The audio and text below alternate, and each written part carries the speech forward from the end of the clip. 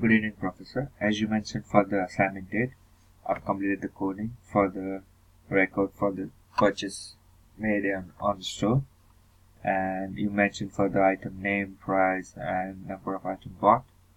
And on that basis, calculate the cost of purchase and the cost of item. This is the coding I've written. Yeah, it's a little bit not that complicated. So yeah, I'm just gonna run this program and let's see what output I'm gonna get. It's just loading.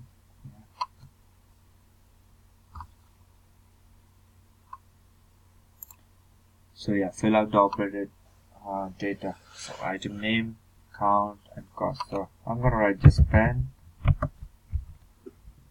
Count 5, cost 5. It's gonna go 25. Subtotal, current total. And yeah, this sale is complete. So I'm just gonna write yes. So it will go to another one. So yeah, again I'm gonna write paper, which cost me 10.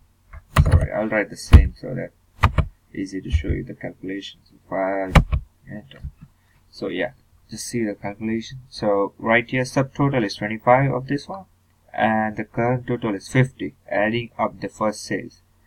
So is the sale completed? So yes. Yeah, it's gonna ask me again, and note it down everything again. So any other item. So I'm just gonna add like computer. This one like 10, adding all three of those. Sorry, pen and paper, and this one computer 2, and adding the current total all over here. So yeah, that's it. I thought it's gonna be right. Thank you, Professor.